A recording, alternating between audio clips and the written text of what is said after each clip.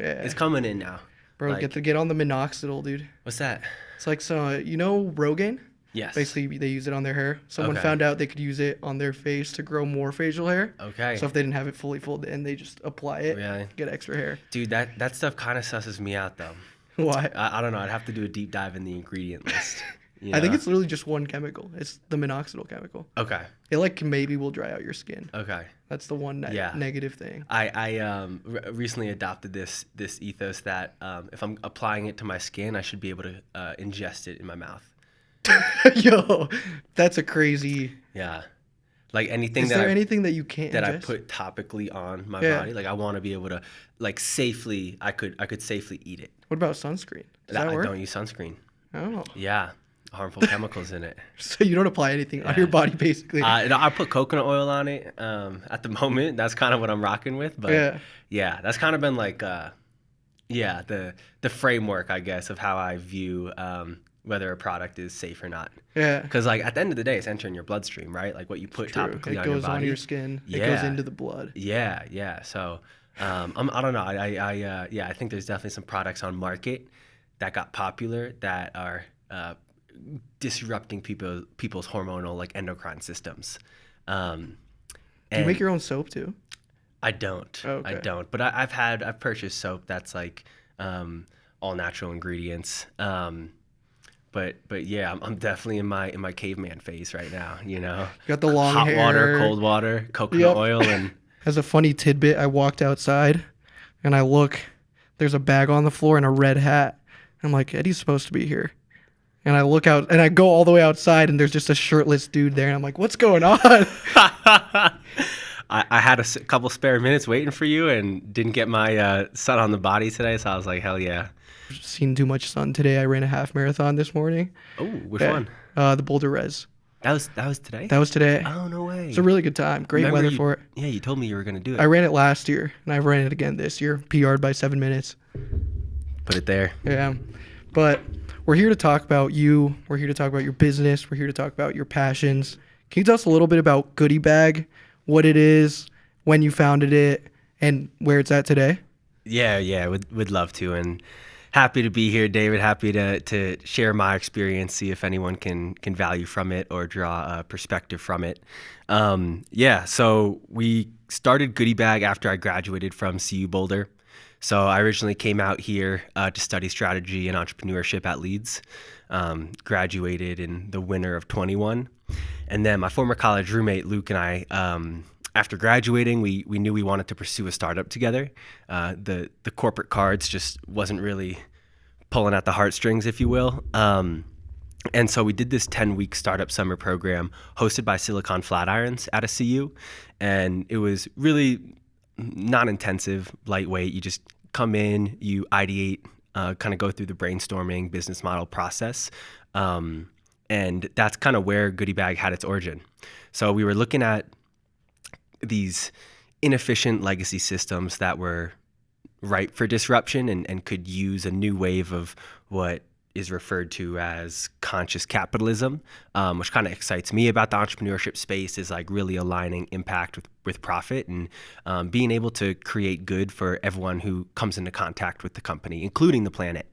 And so that kind of fires me up. It's why I pursue entrepreneurship, because it's really a means to be able to align your desired lifestyle, your personal ambitions with your professional ambitions, and that's always kind of what has brought me to that space in general. But not to go too deep into that right now. To make a long story short, we recognized two problems. One being food inaffordability. As college students, we could relate to it. It's tough to afford food, especially if you want quality local food. Typically, you can't spend less than $20 if you're trying to get a meal, and that doesn't help the bank. And inflation's coming in.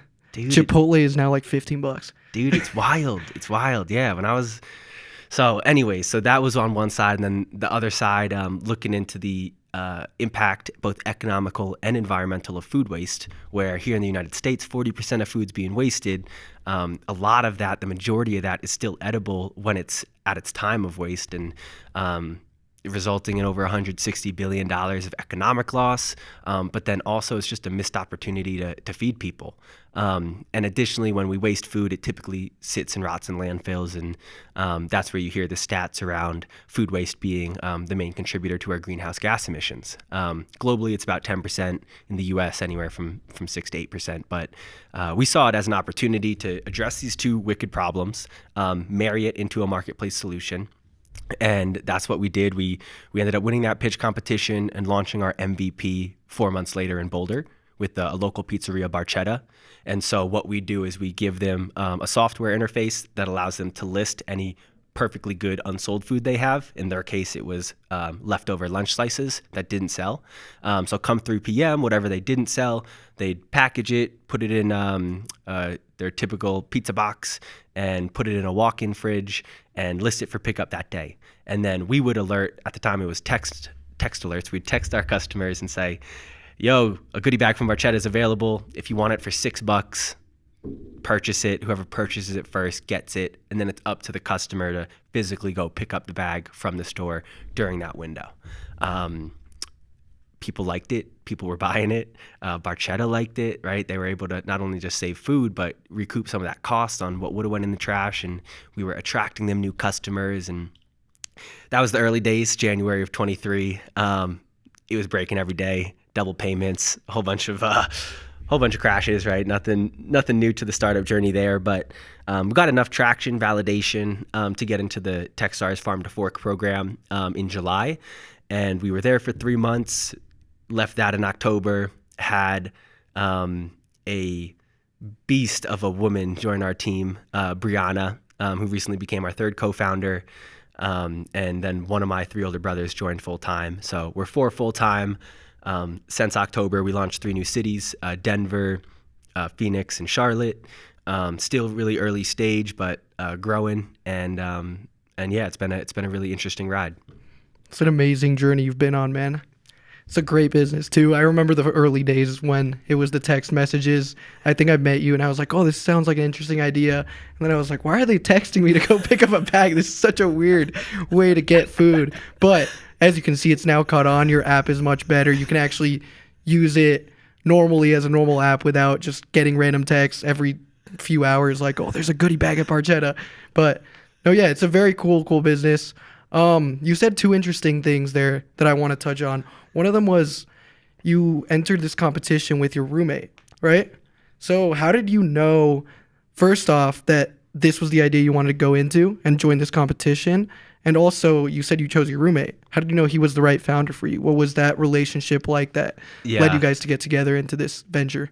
Yeah, great questions. And short answer is I didn't know, but we found out along the way. But yeah, so I before coming to CU, I started a sustainable athleisure brand. So that was kind of my first dabble into entrepreneurship. Backpacked in Indonesia for a couple months by homestay. Great experience, really solidified my desire to create sustainable enterprises, really, or sustainable startups. Hopefully we'll scale to become a more larger scale. But I had that company coming in, and Luke, my college roommate, was helping me with some marketing aspects on that company while we were roommates together. And we were always talking every night about startup ideas. And it's interesting. He was a film major at CU, right? I was on the business side. And so the skill sets were naturally complementary. He's really good with graphic design, UI, UX, branding. And so we got along in that realm of how to collaborate on a project. And the other question regarding what idea, so I actually was working on Barbada at the time, but it became obvious to me that wasn't going to be a path to meaningful revenue post collegiate career. Yeah. A whole other host of issues with that business model, but the ultimately what was holding me back was effectively marketing. Wasn't my area of expertise. Didn't fund it properly to be able to have enough capital to break into that really concentrated apparel industry. And so I was at a point where And so this program, this 10-week program, they forced you to come in without an idea. So that was part of the conditions. It's like, yeah, you can come in, but you can't bring in, because originally I asked, I was like, can I continue to ideate on Berbeta, my athleisure brand? And the program director was like, no, like part of this is to actually go through the brainstorming ideation process. And so Luke and I went in with ideas, but ultimately we connected with a couple other people in that during that program. And one of them happened to go to school in Europe, where there was a company doing something similar in this food space, where they've kind of validated this business model around taking surplus from retail shops and connecting it to consumers at a discounted price for pickup.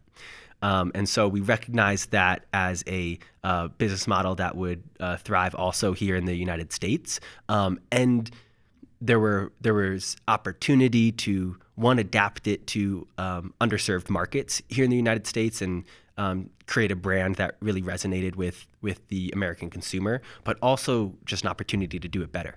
And so that really ignited our interest in it, was seeing that, yes, this is a really wicked problem that needs more attention and more business-oriented solutions.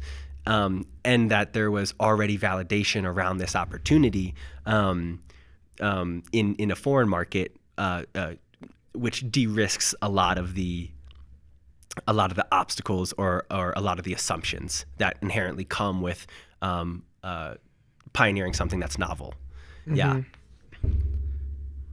A lot of the idea came from being in this program, being around these great people, these mentors who are helping you out with how to ideate, how to create a business. And so you started with almost nothing coming into this. And it's a great program that's offered at CU, but there might be a lot of young people who are maybe wanting to become entrepreneurs. They're wanting to start their own business. They're seeing people online doing it, and maybe they don't have access to something like that. Maybe they don't go to college. Maybe their school doesn't offer a program like that. How would you say that they should start getting that support that's much needed to break into the business world? Yeah. Candidly, if I were to run it back, I wouldn't have gone to college. So that's in retrospect. I think that's my personal opinion on it. It's different if you're on full scholarship, if you're not paying out of pocket. But the fact of incurring hundreds of thousands of dollars in student debt or paying it up front for the degree, I think that's an outdated education model. And there's so much democratized access to information these days, especially when it comes to entrepreneurship and building your own companies, that the best way to do it is to get started, to test, to fail. Because with failure comes learning, so long as you give yourself that space. And so to me, I think it's interesting, the perspective I can bring too, or maybe what some people can relate to, is the fact that, like, I'm a really ambitious individual, right? Like I have personal and professional ambitions, and I'm driven to grow personally, become a more capable individual myself, so that I can provide more value to those around me. That's truly how I view my role, especially I'm 23 right now, especially throughout my 20s. It's like the better person, the more capable person I can become, inherently, the better father I will be, the better husband I will be, the better son, the better CEO, business leader. And I think it's important to take on that personal accountability to identify what can you control and how can you place yourself in environments that force you to get uncomfortable and adapt and learn and grow. And often that comes with just putting yourself into the fire. That's also kind of like the lecture style like learning.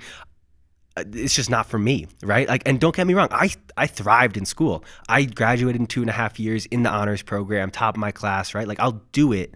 But I think the recognition is that you don't need to go down that path to be successful nowadays.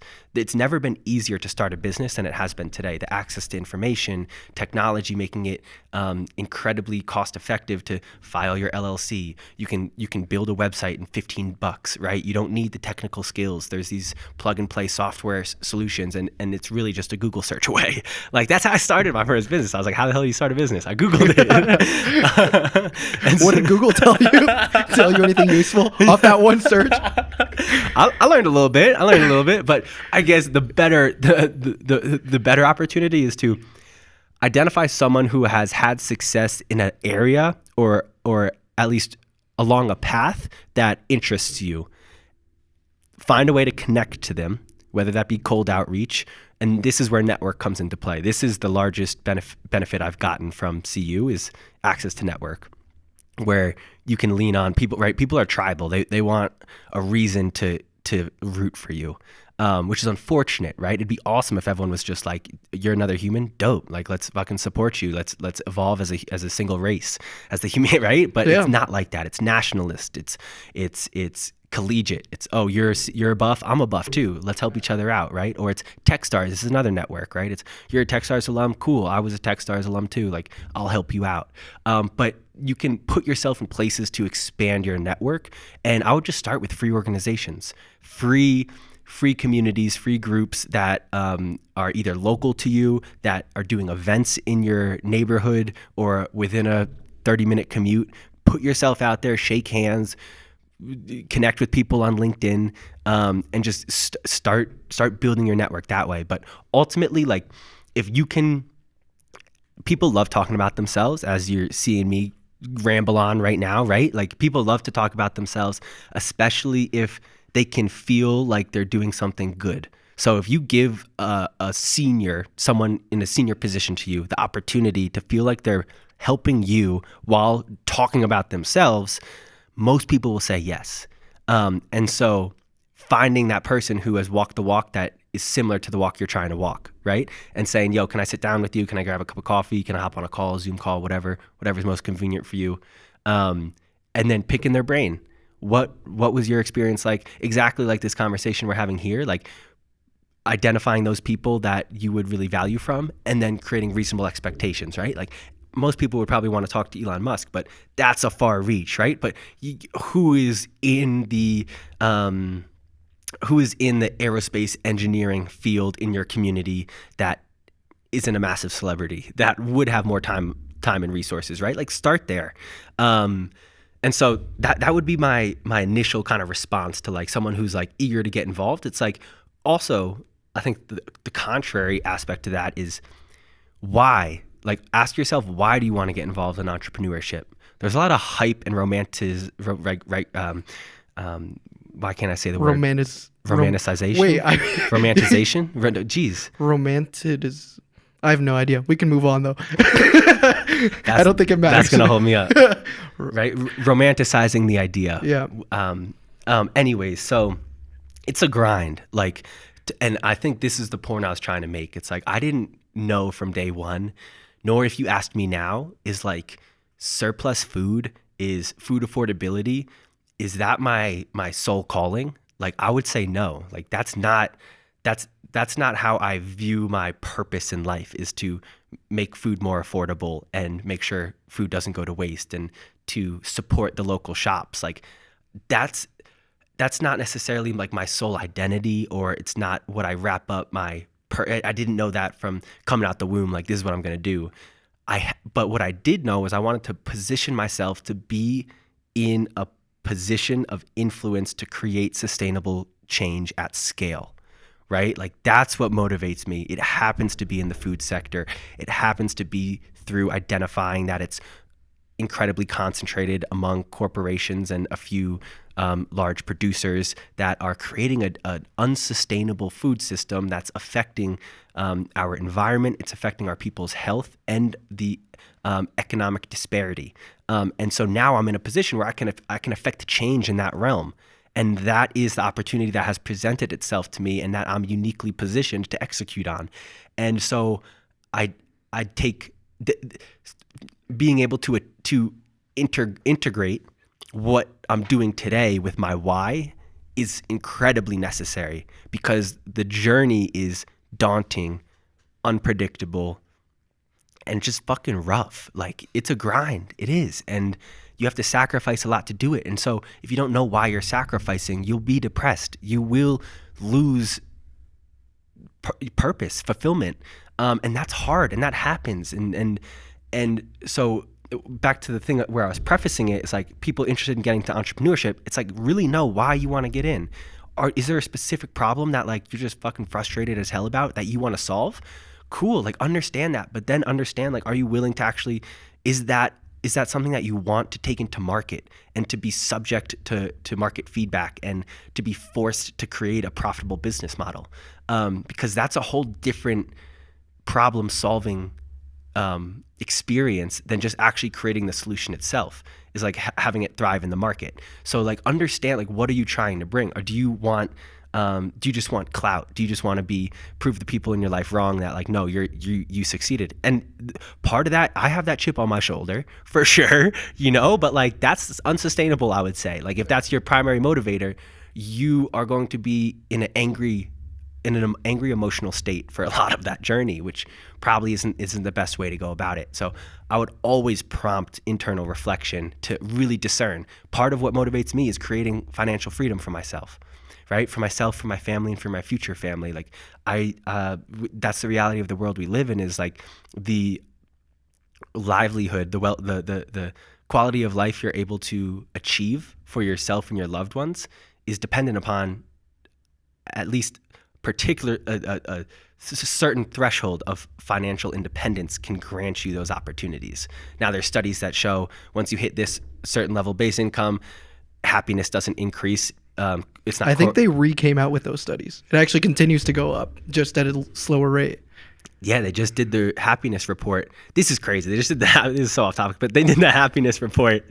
It just came out again on a per country level, and the U.S. dropped out of the top 20. Oh yeah, it's horrible. And we're the only country that has reverse happiness outcomes for age. So typically younger people are happier, older people are less happy, according to this metric. In the US, it's switched. Youngest people are experiencing the lowest quality of happiness, or lowest rating of happiness. And then I think it's like below 60 in terms of countries. Like if you're a young adult in the US, a teen or young adult in the US, on average, you're less happy than teens and young adults in over 60 other countries. Yet you see, and there's a lot of wealth, and it continues to happen anyways. Exactly. So I'm not here saying money's the answer. Oh yeah. So me and my friend were researching about like hopelessness and finding meaning in young people in the United States, and they surveyed over 1,800 people, and they found that 3 out of 5 of them said that they had no meaning or purpose in their lives. So it's exactly what you're saying. There's something going on there. Like what's going on in the US? Yeah, I know where I would point my fingers, but I think at the end of the day, it's like you got to kind of take that ownership on yourself and be able to identify what will create that purpose, fulfillment, meaning for you. Don't let other people, right, try to paint that picture of success for you. But still be open, still have that growth mindset to be able to absorb other people's perspectives and lived experiences. But ultimately, you have to discern that for yourself. And I think the best way to do that is through experience. Yeah. And that why is so important, dude. I don't know if you've ever seen Simon Sinek's talk on Start With Why. It breaks down so well. He has a whole book on it. And it's just that one principle, like what motivates people? How do you sell something to someone? You have to start with the why. What do they want, and why do they want it, right? Hell yeah. It's like, it comes down to everything. Like David Brown likes to talk about obsession with what makes founders successful. It's that one thing that you want to solve no matter what. It might be the most uninteresting thing to someone else. He talks about SendGrid. They were keeping email out of people's inboxes. And it's like, oh, that's a boring problem. But they came in with so much energy, so much obsession over this one thing. Yeah. Techstars was like, okay, let them in. They have something there, right? And so I think a lot of people will see that online entrepreneurship romanticization that you were talking about. And they'll look at it and be like, oh, you get all this money, you get all this social status, you get all of these things out of entrepreneurship. But everyone forgets to leave out how hard it is to actually do that, right? Like, how are you going to get through the dark days, through the hard, like you're lonely, maybe you haven't seen anyone in 3, 4, 5, 6, 7 days, maybe it goes on to weeks, exactly. You're working all the time, trying to make it work. And what's going to keep you going then, right? You have to have that why. And I think some people will say, oh, but I have this chip on the shoulder thing you talked about, which I think probably most entrepreneurs have a little bit of that. They have some sense of wanting to prove people wrong, wanting to show up someone, oh, I'm going to do something that other people couldn't do, right? And they might start with that. And that's fine. If that's where you're starting, and that's the only thing that will get you out to go try it, start there. But, Count me out. Count me out. but as you continue going on, that's unsustainable fuel. Like you said, you have to find a different fuel source. For you, what was that like when you got started in entrepreneurship? Like, how did you know this was your avenue for growing? So you talk about you wanted personal growth, you want to be a better husband, better CEO, better all of these things, and your avenue for getting there is entrepreneurship, right? That's where you grow as a person to become better. For sure. And I'll clarify and say that I recognize that entrepreneurship was the professional means to optimize for growth. Yeah. Right. And so personally, I do other stuff, right? I just told you I got back from my sauna cold plunge, and I'm a huge cold water fanatic. And we can get into that on the personal side too. It intersects. But what I recognized was that there's no ceiling in entrepreneurship, right? There's no one saying like, this is your responsibility, don't do anything more. Entrepreneurship, it's all on you. There's no ceiling. There's no limits, no limitations. There's only opportunities to learn, grow, and improve in a variety of different ways, and it's multifaceted in that realm. And so that is kind of how I came to internalize that. Professionally, I wanted to put myself in that really dynamic environment where I dictated what I did. And there was no barriers. There was no walls. There was no authority figure, right? I don't like authority figures. So for no one to step in and say, hey, Eddie, don't do that, like that works for me. Yeah. Because I typically don't do well with rules. But the specific experience for me, so I grew up in a 1 square mile suburb outside New York City. Everyone, a lot of that, and this is genuinely, I say this without judgment, but the reality is that the majority of people in my hometown end up in some role in the financial sector, particularly wealth management in New York City, and it's a path that's been repeated by people who are older than us, who went to our same school, and it just never really like struck me as like, oh, Eddie, this is your path. Like that's what you're destined for. So I was young, right? I graduated high school at 17, and I knew I just wanted to do something different than that. I had no clue what, but I had a belief that exposure would be valuable. And so that's where I chose to go to Indonesia, where I knew nothing about it, right? Who knows nobody in the US knows anything about Indonesia. It's the 4th largest country. Yeah, I can't say I know much about Indonesia either. It's wild. It's a beautiful country, home to the most biodiverse landscapes in the world. Anyways, though, during that experience, I was able to grow on many different levels. Being forced to grow and adapt. I was living with people who couldn't speak English. I became conversational in Indonesian. I trained with and learned from experts in their fields in Indonesia, whether it be a martial art or silver making or home remedies. Like, but while I was there, it right. Everybody, there's a cliche, right? Like where it's like, oh, you're the majority of Americans are privileged in the sense you have access to education, access to food, clean water, resources, and opportunity for social mobility. And we learned that growing up, right? But that was the first time I felt it. That was the first time I went to a different country where they genuinely lacked those opportunities. Yet the people I was with they were still smiling every day. We had genuine bonds personally. I grew a bunch of bonds with them. And it struck me as like, Eddie, like, why were you born into the family you were born in the location you were born? I had no role in that.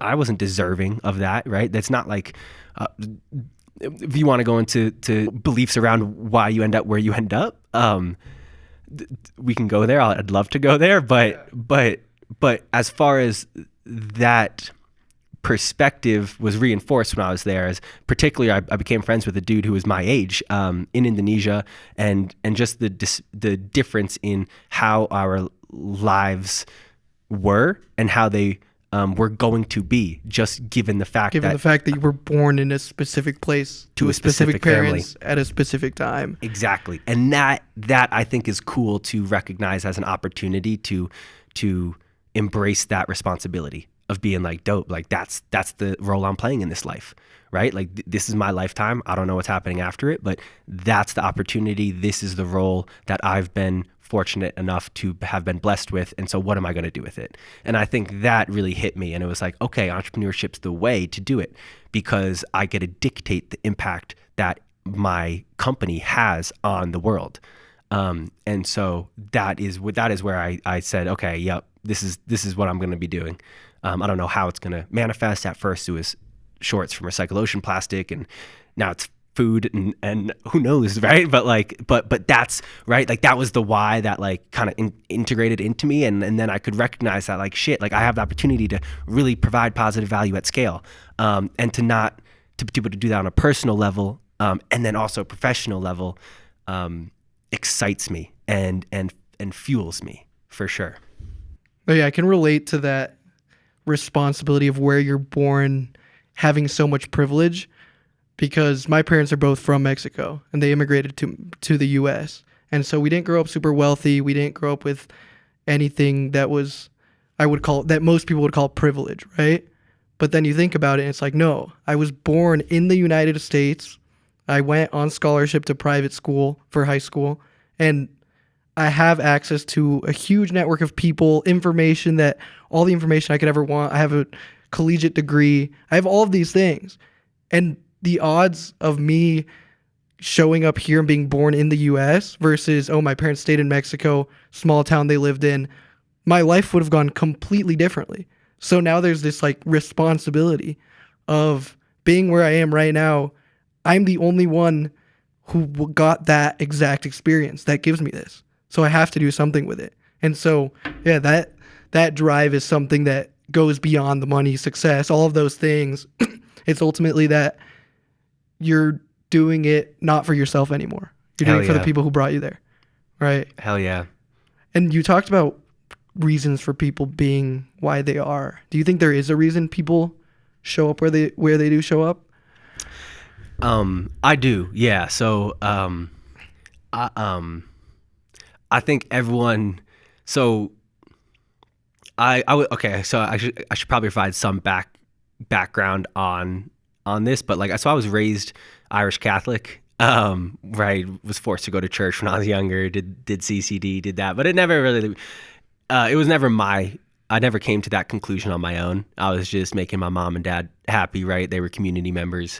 But then I did take on my own relationship with the divine, with God, with insert your preferred term. Deity. Yeah, deity, source. The vibrations. It could be any of it. Yeah. And so for me, candidly, what accelerated my belief system was an experience with psychedelics. And so I was 18, I was 19, and had a mushroom experience that opened me up to the to the recognition that we are limited in our ability to understand existence, right? Like we operate on this three-dimensional field, and have a certain toolkit of senses that allow us to experience, but what we experience isn't inclusive of what is, right? And so that was a little insight for me into being able to really feel connected to others, that I've never felt before, and it was during that experience that it really hit me that none of us really know what we're doing. I don't care who you are. Like at the end of the day, you're convincing yourself of certain beliefs that shape how you perceive the world and inherently how you respond to it. but that's a choice. You choose, whether passively or actively, you choose your perspective. And that's what the mushroom experience did for me. It made me recognize that a lot of my beliefs I had were just passive beliefs. I adopted them because either my parents or my teachers or whoever in my life, media, presented that to me, and I adopted it as fact or as a belief I would adopt. And I think it's cool to be able to recognize that we are all capable of rewiring our brain, literally, to change how we perceive reality. And that changes how we perceive ourselves and who we are and why we're here and what we're supposed to do. And so I think part of that was the recognition during that experience. It's like really the most fulfilled, euphoric feeling valued that I can feel in this life is by being valued by others, by providing genuine value to others. And that hit home, right? And so that's where it kind of that kind of served as the foundation for how I approach not only entrepreneurship, but kind of just like growth in general, or this human journey in general. Is it's an opportunity to continue to learn and be present in different environments that you're put in, to bring your best self, so that ultimately you can help others realize their best self and bring the best out of them. And if you can do that at scale, then ultimately you're creating a more positive, healthy, loving society, if those are the values you show up with every day. And so, yeah, I mean, I'm still seeking, still exploring. But I really do think that that each moment's an opportunity to choose what values you espouse into existence. And I think we're living in a era of humanity where hate and disparaging forces are really pervasive. I think social media has allowed that to happen at scale. And unfortunately, right, we all heard the thing that it takes 10 positive comments to erase the impact of one negative comment. And I don't have the science around why that is, but you personally, right, that feels true, where negative stuff lingers longer. It's easier to get people's attention by throwing out hateful comments, putting people down.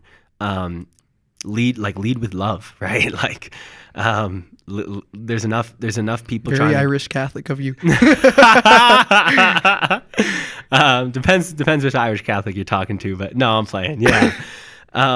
Yeah. So that was a long-winded answer of really just really just saying, like, wherever you are in life, there's always still an opportunity for you to have an impact in each day, but really recognize that environment shapes you. And so do what you can to put yourself in an environment that's going to force you to grow, and particularly grow into a more aligned version of yourself. After your psychedelic trip, what beliefs about yourself did you have to rewrite or reconsider that were maybe influencing your lives in a way that you didn't want them to? A core one would be I had an ego check. So just not taking myself too seriously. Especially at that time as a 19-year-old young dude in college, right? Like, it's hard. Handsome, muscular, all of the things, dude. Charismatic. Geez, Dave, you're making me blush over here. Oh, my bad. I'll turn off the flirting. But it's hard not to let other people's opinions shape your behavior, right? And so that was a big thing for me, is like recognizing that it's fine to have people not like you, right? I was always a people pleaser growing up. I wanted everybody to like me.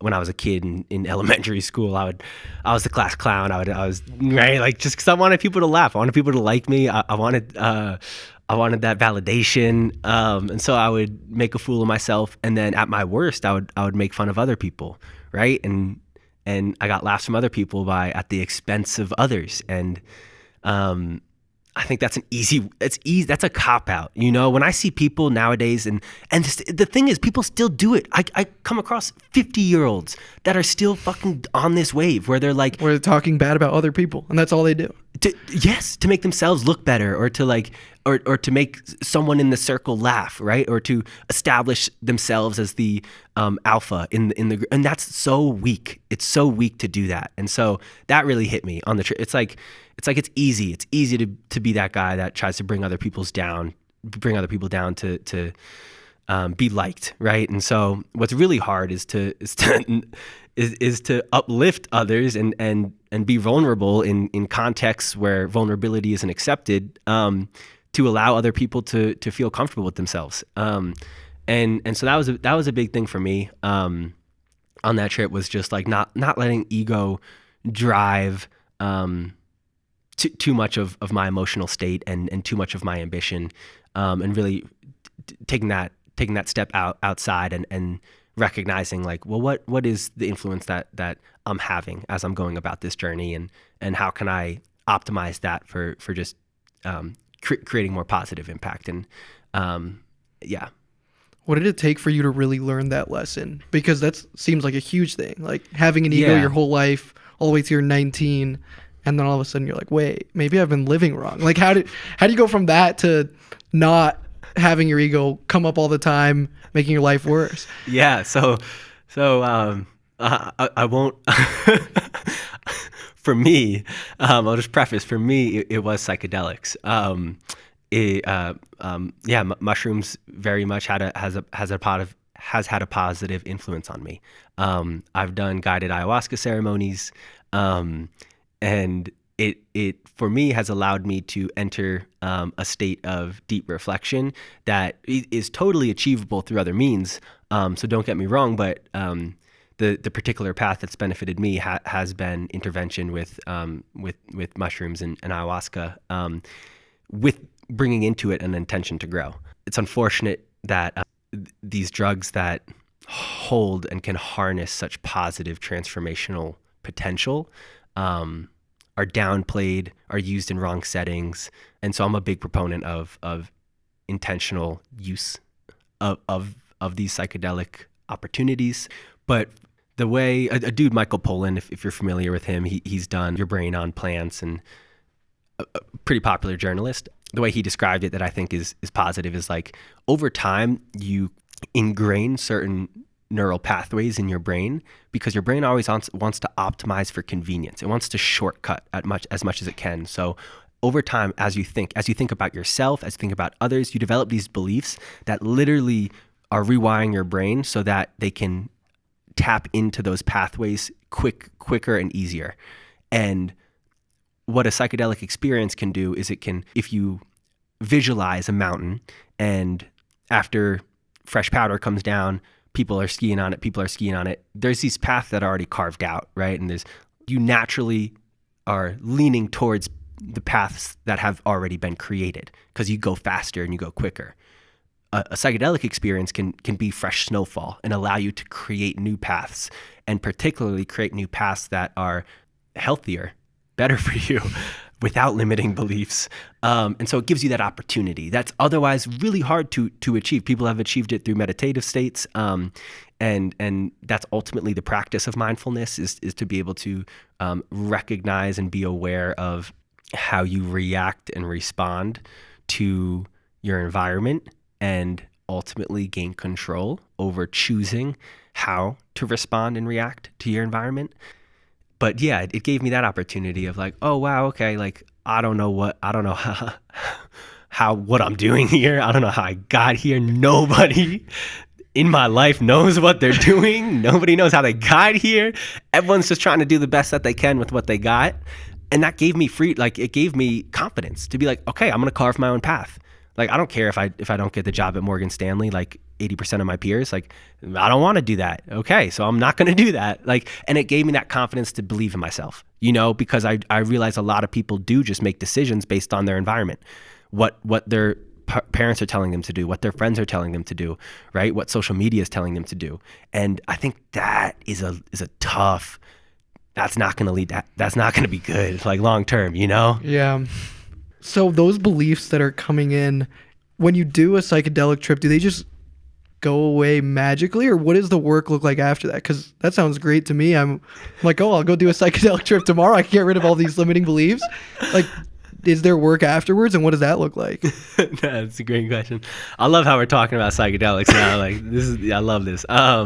Yeah, great. There's a quote. I think it's a Confucius quote. It's like, "Beware of unearned wisdom," right? And so you can't ever get around the fact that you need to integrate it on a daily basis, and that's where discipline can come in big time, right? Because at the end of the day, you still have to show up. You still have to do the behaviors that are aligned with your recent understanding. And they might feel unnatural to you. Yeah. And they're yeah. And it's unnatural because it's what you haven't been doing. And so that's back to the personal side of things. It's like, that's where for me, it was like, oh, recognizing that I am able to be a better version of myself typically when I'm eating well, when I'm sleeping well, when I'm exercising well, when I'm getting access to the outdoors. And so I realized that, like, oh, when I do those things, I'm typically a better human, you know? And so, but I still got to do them. Just because I know that I am a better human when I do those things doesn't mean I get to not do them. So you still got to show up. Yeah, you still got to show up for sure. Yeah, you can't just be aware of your faults. It's like, oh yeah, I don't like cats, so I throw them in dumpsters. I'm aware of it, but I don't do anything about it. Like, that wouldn't be very helpful. Yeah, so that's always, maybe that Confucius quote really spoke to me, because I've maybe avoided psychedelics a little bit because of kind of a fear of an unearned wisdom, right? Where it's like, do I really actually change after this happens? So I've tried to do a lot more internal work where I try to come to an awareness of what my behaviors are and trying to actively change those. But maybe it would be beneficial for me to take something like that. Maybe I could gain more awareness, but it doesn't take away the work at the end that still needs to get done, right? 100%. Yeah. And I would always it like suggest that doing it with someone who can help facilitate like a guided experience, someone who has been leading those types of psychedelic experiences. I think that is what the Western culture, like, we haven't really gotten that translation from how these drugs were used historically in society, in civilizations. And so, yeah, I think there's definitely the intentionality of it, and then just making sure that the setting you're doing it in is appropriate, safe, and the person who's leading it you trust. They've really helped me as an individual. I've seen them help a lot of people in my circle, and I'm really excited about the overall scientific community coming around to recognizing the benefits that these drugs can have and reshaping our relationship with medication. Yeah, I have seen some things online where they'll start using psilocybin as like a treatment for depression, but it will be guided. The person will be blindfolded, and then they'll actually come out at the end, and they see a large improvement in depression using these drugs. So yeah, it's very exciting to see people adopting maybe older ways of doing medicine, as opposed to just relying on studies all the time and being like, oh, this is what the science says. Because a lot of times science is behind what is actually happening in the real world, right? Like, you have some study that comes out 10 years before now, and then 10 years later, they're like, no, we actually found out it was this, right? So the human intuition is actually pretty good at picking up what the real world is like, right? And I think it speaks to this experience we're having of being so isolated, fragmented, and overall mentally unwell as a society, right? Yet we're at the most advanced technological point of civilization that we can ever point to. And so I think that disparity of, like, why are we so technologically, economically advanced, infrastructurally, and mentally, we've stayed the same for the past 1,000 years. Not just mentally, we've stayed the same. We've deteriorated. Yeah, we've gotten worse in past decades, right? And I think that can speak to some of lost wisdom that's occurring across humanity. Is we're losing a lot of that wisdom around community, connection, and integration of within oneself. To fill that fucking, right? We all got that thing deep inside that we need to be satiated. And if you don't have that connection that fulfills that space inside you, then it can be hard to fill that void. And I think that's unfortunately where we live, in a short attention span, dopamine addicted up culture. TikTok brains. Man, I downloaded TikTok for 3 months when it first came out, and my brain was mush, dude. So I deleted it, and I haven't downloaded it since. Like, I can't do it, dude. Dude, I my Instagram Explore page is horrible. Oh, It still has me. Like this is an example. I'm aware of it, yet it still pulls me in. Yeah. And I'm like, yeah. So. like I deleted TikTok. Now I'm on Instagram Reels. Same thing, dude. It did not help. I'm chronically addicted to my phone. I've been trying to be more aware about it. I've gotten this new app called Opal. Heard of it, yeah. Which basically blocks your certain apps during separate times of the day, and it actually works quite well because full on deleting the applications when you might have some use case for them is like your brain's like, no, don't do that. Versus, oh, I can't use it until like 6 p.m. It's a lot easier on your brain to be like, oh, okay, that's fine. I have stuff to do right now. I'll use this app later on in the day, which is really nice. Yeah. Positive use case of technology right there. Yeah. Noble. Great app, dude. I got it recommended by a friend, and I was like, they charge for this? I don't want to pay for this. And I do like a week trial. And then I tried it out, and I was like, this is great. I haven't used my phone for the first 7 hours of the day. This is awesome. I didn't know it was paid. That's yeah, it's I think $100 a year. Okay. It's not the worst thing. It's like $8 a month, but it works. So that's my new little productivity hack that I'm on these days. Nice. Yeah. Something that strikes me about you is that you always seem to have this like liveliness about you. You're always very excited about things. You're very just like passionate about life itself, right? And did you cultivate this in any way? Did you go about finding out that life was worth living in some way? How did you come to be who you are today in that way? Yeah. How do I answer that? No, it's a great question. I think that's the question, right? More so of nature versus nurture. Like if you ask my mom would say that like I was more often than not like a happy-go-lucky kid. And so and it's interesting because I have 3 older brothers, and I've been able to experience and witness what it looks like for someone who is deeply depressed, deeply struggling with meaning, suicidal, and so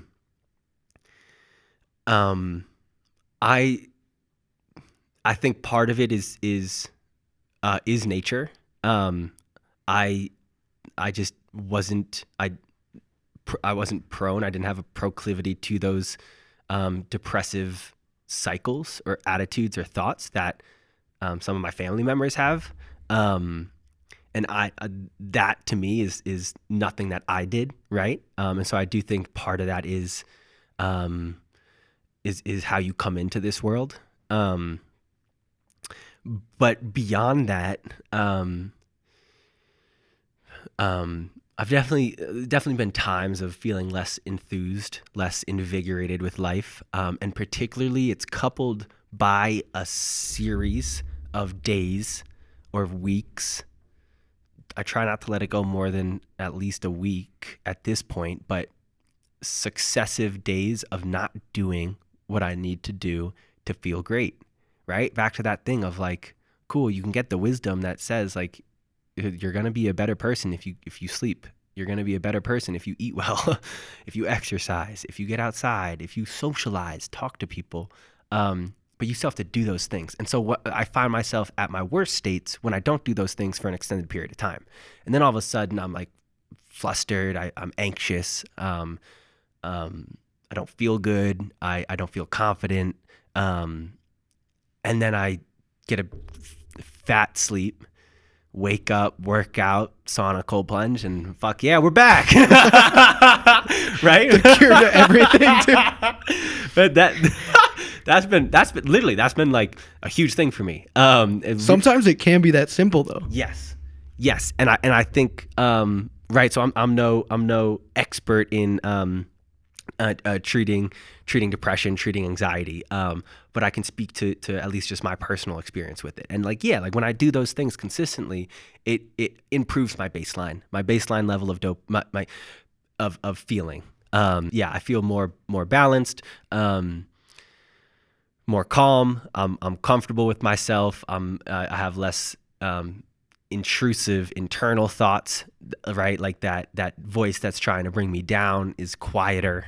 And so anything I can do to quiet that voice, right? Yeah. And bring out the self-belief, self-motivating voice within me, the better. And so that's where I found where it's like, if I'm doing something that is growing, I'm a big believer in voluntary suffering, doing stuff that's hard in the short term, but it leads to longer term benefit. And the more I do those things, the more I notice I am more satisfied, more fulfilled in life. So I think that's been a huge lesson for me. And trying to incorporate that into entrepreneurship has been interesting because a lot of the work that's needed is computer, digital. And so I find myself really sedentary for long periods of time. And then I feel like shit, but I'm like trying to move the business forward. And so that's a balance that I'm still trying to understand how to thread, and really optimize for productive hours rather than just overall hours, and being honest with myself there as far as like what did you do, Eddie, those past 2 hours you were on your computer? Like, would it have been better to just take a walk outside, regroup, right, get a drink, and then spend 45 minutes back on the computer? Like, so that's a game I'm playing with myself right now, and still trying to find that flow. Yeah. No, yeah, you often find when you're on the computer for a long time that half of those hours were completely unproductive and you could have done something else to just up your motivation, refill your tank, as opposed to slogging through it, which it's a good lesson. It's a hard lesson to learn because so much of the time you're like, I have to get stuff done. I have to do this. And it doesn't matter if I have to walk, work out, whatever. I have to get it done. But no, in a long-term view of what you're doing, you really want to make sure you're actually recouping, refueling, doing all of those things.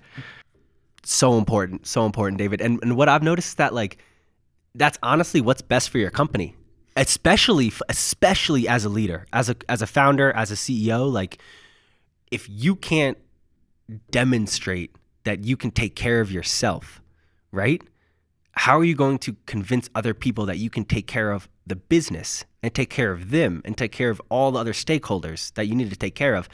And I've noticed that when I'm on my game and I'm talking to a potential investor, yeah, like, let's go into it, right? I'm confident. I love talking.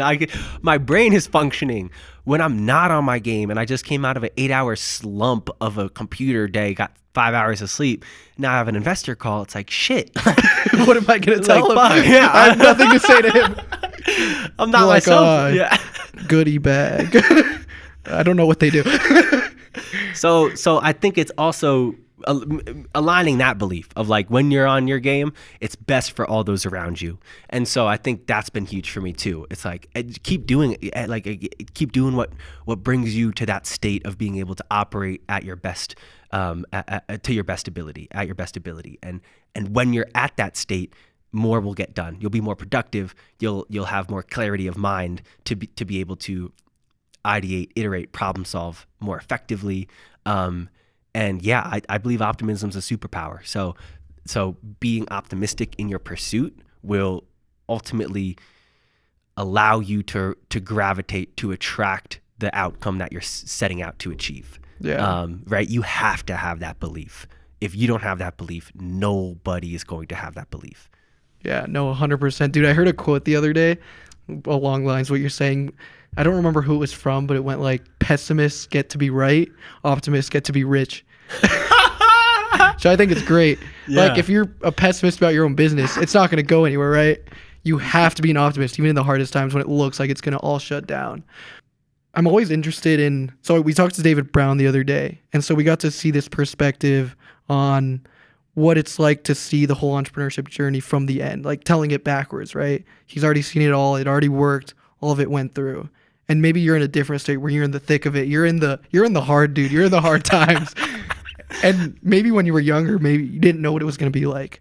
So how has your perspective of entrepreneurship and what you're doing changed from when you're starting out, I want to start a business, to now, oh, I'm raising money. We got through Techstars. We have 4 cities using our app. How has it changed? Yeah, great question. It happens a day at a time.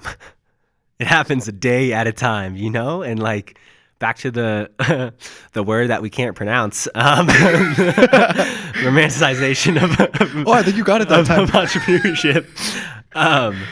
At the end of the day, it happens a day at a time. It's wild to like reflect back and think like, oh my, like, wow, we have come a long way. And because those moments don't hit because it's happening so gradually. And then, yeah, there are occasional days where so much happens in one day, right? Or in 1 week. But for the most part, it's this gradual journey. It's a day by day. You build the bricks. You do what's most urgent for the company, and incredible amounts of uncertainty, incredible amounts of obstacles. But so long as you continue to persevere, and yeah, it's I'm trying to think like how, as far as like how I thought it was going to unfold, like entrepreneurial journey versus how it is unfolding. At the end of the day, you're still yourself in any given situation, and you're doing the best you can to make it better, right? And so it's weird. It's like Techstars was this huge thing for us at the time where we really wanted it, and it felt surreal to get in. It was like, hell yeah, like this is awesome. But then we got there, right? And we showed up at the office and we started working. Right?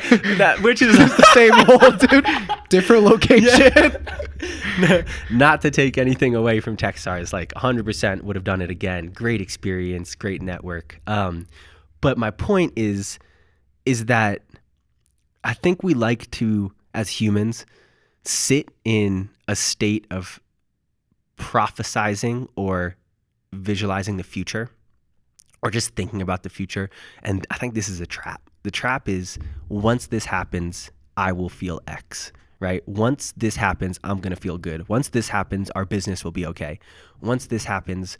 And so I think that pushes out control. It makes it external, out of your control, to dictate how you feel and how you perceive yourself and your company today. And so I've been struggling with that too, with stuff like this, like once we get into Techstars, it'll all be okay. Hell yeah, it propelled our business and created immense opportunity, but we still have to show up each day and make it happen, right? Yeah. And like with this funding round, like, yes, successfully securing these funds is going to create a lot of opportunity and give us substantial resources to execute on our strategy, but we're still going to have to show up each day and execute it. And so like, why let that result that hasn't occurred yet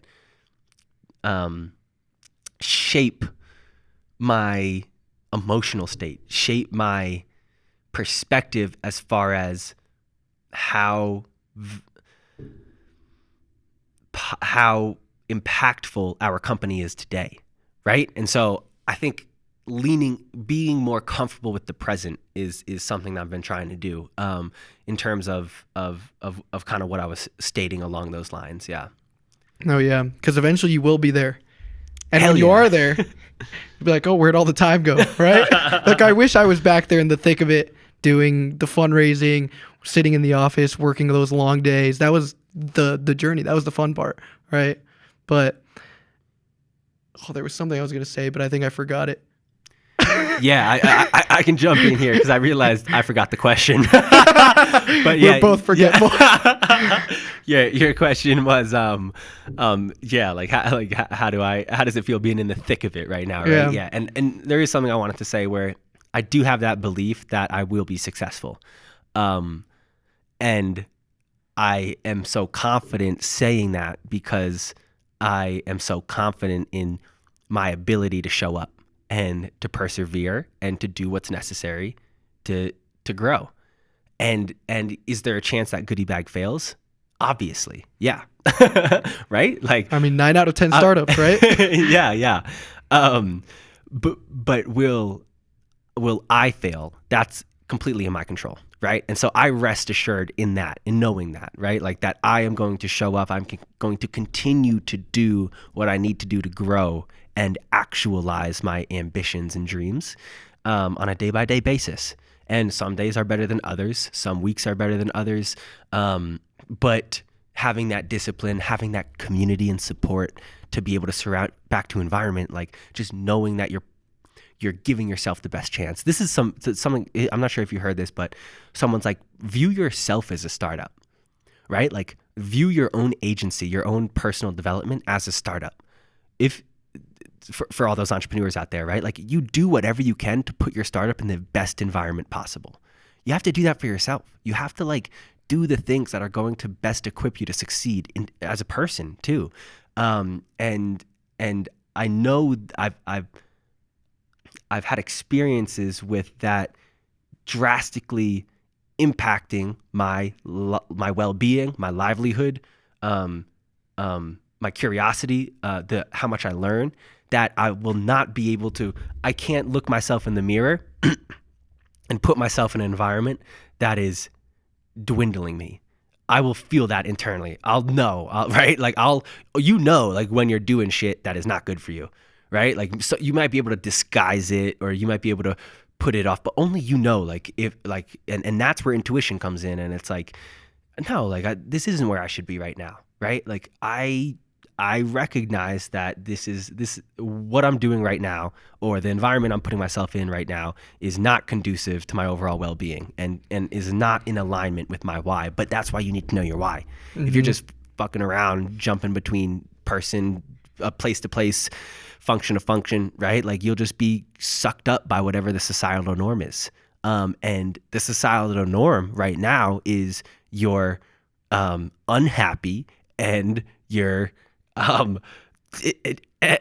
and you're not financially free, right? The majority of people, and that's where society's put. So it's like, clearly you don't want to be the norm right now. And so in order to not be the norm, you have to recognize where is your, what is your definition of success at the moment, and let it be dynamic, let it evolve as you evolve, but at least have that North Star, at least have that why of like, no, okay, Eddie, like you need to continue to physically grow and adapt. There's something that is inherently valuable in becoming more capable on a physical level. And for me, that's exercise, that's sport, that's weightlifting. And then another clear North Star is mental growth, right? So for me, it's breaking it just helps me bucket, but physical, mental, spiritual. Anytime I make strides in growing in those realms, I feel better. I feel more capable, and I accumulate.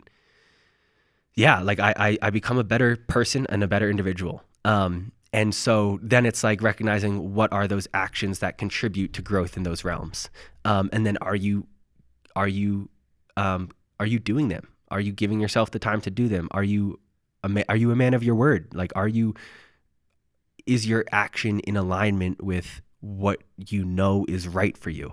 And that's that. I think that's that human journey, right? Like, that intuition. And it's hard. It's fucking hard to stay in line with it, but at least you know. And so if you can have the support system, if you can build the discipline to at least get better at being in alignment with what's going to evolve you, then I think that's the recipe. You're going to inherently be better than you were today, a month from now, a year from now. And it's cool. Like I put myself in this position of starting Goodie Bag, and I knew nothing. That's an exaggeration, but like not really. Like you had no idea. You had no team. You didn't have any of the resources that you needed to make it successful. We had no money. We had no product. Exactly.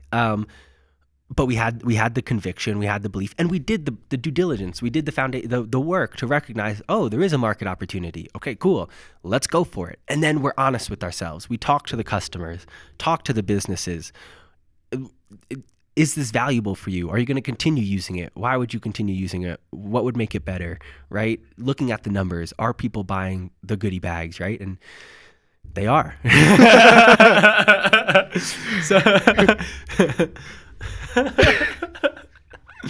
They're buying them by the hordes. Go buy them right now. I think the intuition is hard for a lot of people because it is in some ways a muscle, right? Like your intuition is based off of a bunch of experiences you've had and a bunch of stories you told yourself and the ways that those things have played out. And then this intuition comes to you and you look at it and you're like, but what if it's wrong? And then you don't go along with it and then it gets weaker, right? That little voice that's telling you follow that intuition, well, you always ignore it. It just gets a little bit weaker versus you follow it and it's wrong. Well, now it learned that thing and it gets stronger. And so it's really easy to get lost in that, oh, I'm making a commitment to this thing and I don't want to do that. Like when you have some curiosity or some thing you want to pursue, it can feel like a lot where you're like, oh, I don't know if I want to do that forever, right? But you don't have to. You just follow it as long as it'll take you, as long as you're improving, as long as you're getting something that fulfills that why, then continue on it. And if it stops doing that, you're held to no you're held to no promise to anyone that you have to continue doing that thing. But that's something I struggled a lot with growing up. And it's just been training that muscle, man, just listening to that intuition over and over and over again until it gets better and better. Hell yeah. Yeah, I resonate completely with that. And I have a lot of thoughts there. One thing that came to mind is the fact is the saying that change is the only constant, right? Yet humans inherently resist change. And so I think that's an inherent point of tension or friction with the human experience, is that like naturally your body, we're evolved to do what's comfortable, to put yourself in avoid harm's way, which was an adaptive evolutionary trait, right? But now we're in a world where what that means is you're a couch potato watching TV, ordering unhealthy food consistently, and so I guess my point where was just that, yeah, like intuition can often be the catalyst to change, right? It's like, oh, I should be doing something different than I'm doing right now, but change is inherently scary, and so that's where that concept of being able to surrender a little bit with the uncertainty, with the unknowingness, I think is an incredibly valuable muscle to have, because it makes the change more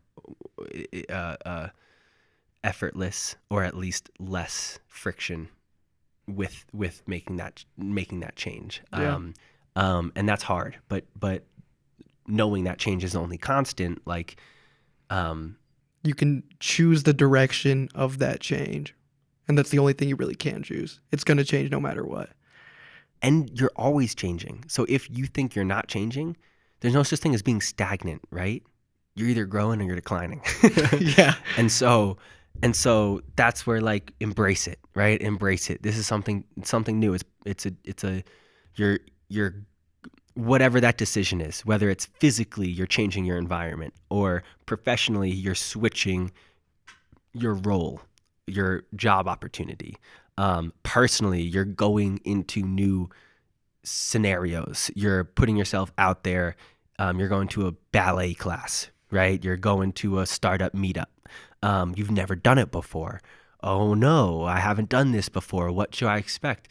It's good. Do it. Just do it, right? You'll know. That's the only way. Yeah. It's a thing, right? It's like the saying where the story of the Buddhist monk, or whatever lineage this comes from, but it's like, yeah, this dude's walking up a mountain, right?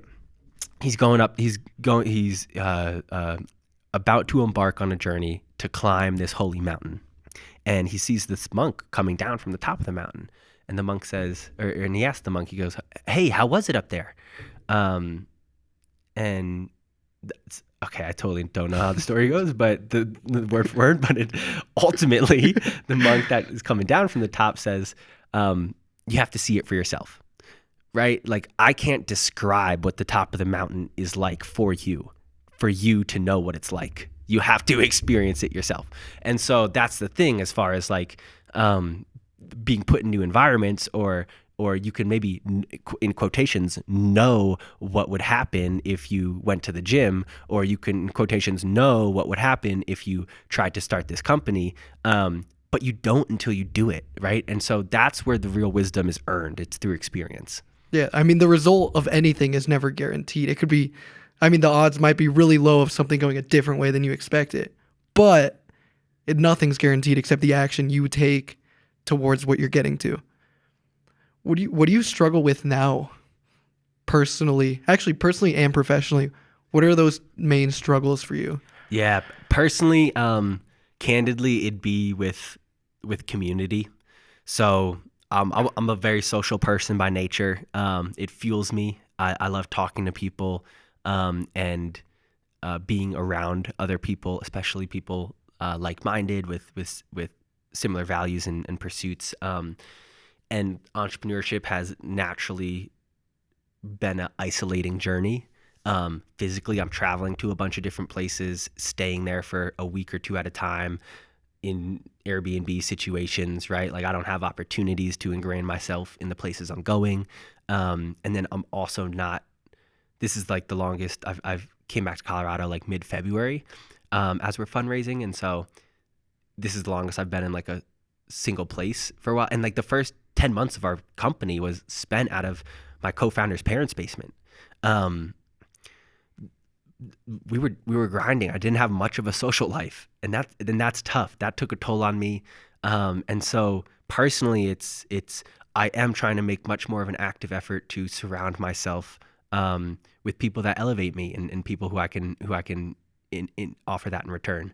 But it's hard on trying to run a business in this stage because of how time consuming it is and demanding. But right, like I'm 23. I crave social interaction. I like hanging out with women, right? Like that's very much on my mind. And I don't care to go out and booze face on a weekend and socialize that way anymore. That really isn't I don't prefer to do that. And so finding those opportunities to still connect with people and just relate and share that human kind of connection as we're doing here today is really important to me. And I noticed how important that is for my well-being. And so personally, that's been a challenge as of late. And it translates professionally. For sure. Back to the thing as far as when I'm my best self, I'm bringing my company, I'm bringing my best self to the company too. So that's been top of mind. And honestly, that's an area where I see myself getting into in my lifetime, is being able to be a community builder in a sense of, I think there's, especially just if we want to isolate just because of personal experience on the male experience, like I think there's clearly a lack of any helpful or healthy initiation or rite of passage for young men, right? People try to find it in different ways. Oftentimes it's not effective, or it's detrimental. And I've been privileged and blessed to be able to connect with a lot of other young men in my life who are really honest in the struggles that they're experiencing, and courageous in their approach to become better versions of themselves. And that has been some of the most meaningful interactions I've had in my life. And being able to know that I've contributed to a lot of other people in my life's personal growth fuels me. That fires me the fuck up. And so I want to be able to be in a spot, in a place where I can dedicate a lot of time and resource to making that more possible for more people. And so part of that is the need I'm feeling right now for community, right? And it's try to find that through social media. There's drawbacks for sure from that. Not that it's not possible. I'm not here to say all social media is bad, but like that's something I've been wrestling with, is like, do I want to start personally branding myself on social media? Like, I know that it would open doors, it would create opportunities, but at the same time, you get those drawbacks of the mental side of being on social media. So the negative comments. Yeah, it's real, dude. It's fucked up what people are like doing out there. So please don't leave negative comments on this. Yeah, but that's been on my mind as of late. So, how are you, at least currently, trying to maybe make that better? Or like, are you on dating apps? Are you maybe have like a core group of friends that you see regularly? What are you doing to make that a little bit better in your life? Yeah. I'm not on any of the apps.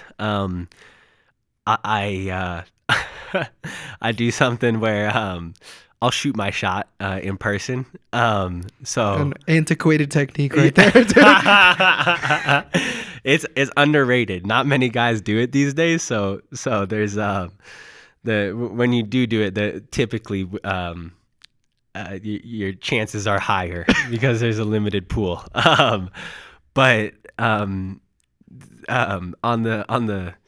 like the community side, I do find community in the act, in like, for example, like before coming here, to use it as an example, I went to this spot in Boulder where you can it has like sauna cold plunge dynamic, and I met a gentleman there who is in the tech space, really into like his health and wellness, and we linked up and today and had just had a nice conversation in the sauna.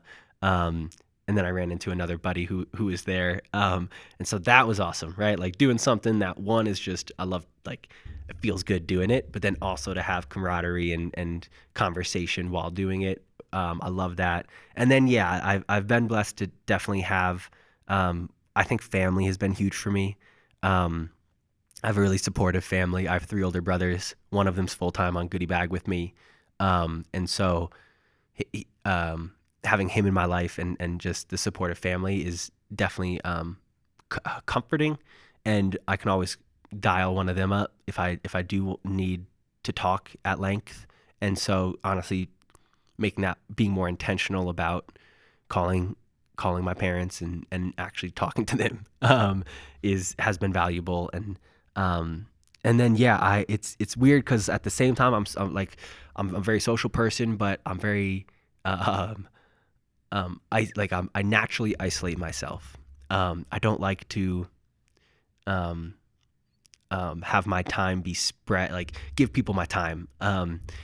So you can get a sense of how much respect I have for David by being here. But no, Thank you again. in the sense that I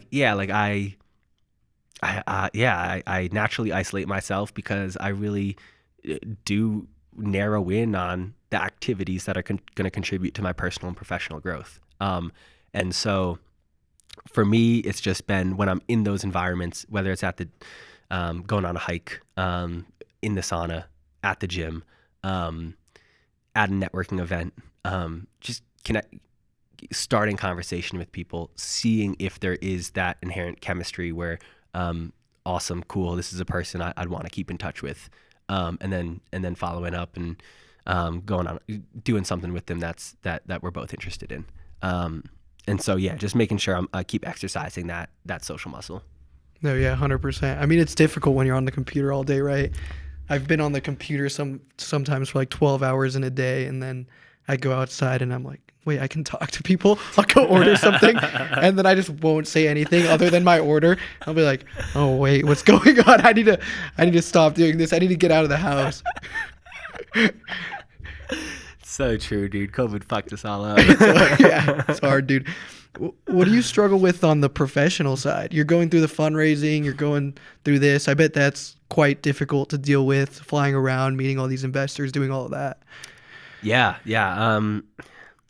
So there's an inherent challenge of continuing to grow the business while fundraising. So navigating that, like, luckily, we have a really good, strong team. So that's been crucial, where I can focus on fundraising and our other 3 full-time people can continue moving the business forward. But that's a challenge. Otherwise, it's like, I would say time management. Yeah, like I definitely have room to improve in like being able to take our long-term goals or like our vision, let's say, and then distill that into long-term goals, distilling that into short-term goals, and then being able to prioritize on a monthly, weekly, and then daily basis where time needs to be spent. I am definitely by nature someone who's all over the place, right? I can dabble in this and dabble in this, and then which is a positive in some aspects, but from a management standpoint, I definitely, yeah, like it's been a challenge to really be able to more effectively prioritize our team, and the responsibilities on a per individual basis, which we're getting better at, right? Shout out David Brown. He had us do this Venn diagram exercise where each of us kind of begin to identify where our core responsibilities for the company are, which, right, might sound kind of basic or obvious, but really it's, especially as a startup, there's so much coming at you, and you're all important and have something to contribute typically to every single problem, where it really does matter and does help if you have clear delineation between where your core responsibilities are to allow you to more effectively operate as a team. So yeah, leaning into the more practicality of team management. That makes sense. I think if you're working on a team where the responsibilities aren't clear, you might be spread too thin. You have multiple minds working on the same problem. Makes it really hard to get stuff done efficiently, quickly, versus something comes in, oh, it goes to that person, get it done. You know they'll get it done, and it continues as it should, right? Yeah. So a little backstory to how this podcast got started. So a bunch of our friends were graduating college, and so we're sitting there thinking like, oh, it's really hard to have both a community like we talked about and also accountability from your friends, vulnerability where you're a place where you're able to stay connected to each other and share what you're kind of going through. And so we came up with this group where we called it Carrots and Sticks, and we essentially give each other these little sticks, which the person themselves comes up with, like, oh, I'm struggling with this thing. And it'll be like a small weekly thing where it's like, oh, I could do this one action that will later on somehow snowball into making that a little bit better, right? And so the question I asked to you with the spirit of that is, out of any of the struggles we talked about, you could choose whichever one you want. What's something small that you could do in like a week or two that would slightly improve one of those areas, make it a little bit easier to deal with, a little bit easier on you? Love that question. Yeah, I love that. Yeah. So what could I do? Yeah. So if we go to the challenge of, I'll keep it. Where do we want to go? Personal or professional? I'll give a business. So with that, in the vein of team management, something I could do in the next 2 weeks that would help illuminate that process is carving out time to have a one-on-one with each of our 3 members, which is kind of funny to say out loud because we're talking every day nonstop, but like it's different when with something I could do is I could carve out time to set the intention for that meeting with that person to understand, to get their feedback and engage in a conversation with them around where they feel they're providing the most value to the company and where they feel less, where they feel supported and where they feel less supported, and really where they have where their idea of further impact lies as far as what they can be doing to increase their productivity and output for the company, and be able to create that opportunity to listen, and then do that with each of our members, with our whole team, and then be able to take that in, and then distill that into a team game plan around where responsibilities and opportunities lie for our company, and then to come together on a team basis. And so I think it's easy to like not to just keep going day by day and just taking the punches as they come, right? Putting out whatever fire is biggest. But that's something I could do, is I could really check in with each of our 3 members, get their feedback as far as how they view their recent kind of productivity and performance, and where they view their current responsibility set, and where the opportunities for growth are. That sounds like a great challenge. Are you going to do it? Hell yeah. All right, cool. The part of the stick that we usually bring in is like, oh, what happens if you don't do it? So if you want to come up with something, I'll hold you accountable. I'll shoot you a text 2 weeks from now. Okay. 100 push-ups. 100 push-ups? Yeah. Make it 200. Done. All right. Sounds good. I just realized I didn't finish telling the story of how the podcast got started. But basically that the group that we formed, we just really enjoyed the community and the self-growth aspect we were getting from it. I wanted to expand a little bit into having people who have experience in different areas that we're talking about, that we're all struggling in, and basically just having conversations with them, pulling out whatever wisdom, advice we can get from them, and then putting it out on the internet for everyone to get that value out of those people. So that's the origin of the podcast right now. I love it. Yeah. Hopefully this conversation and what I shared can be helpful to people. Yeah. Well, it's always a pleasure talking to you, Eddy. Love the podcast. Hope you have a great day, man. Pleasure's Thanks mine. for coming. Thanks for having me, David. Appreciate you.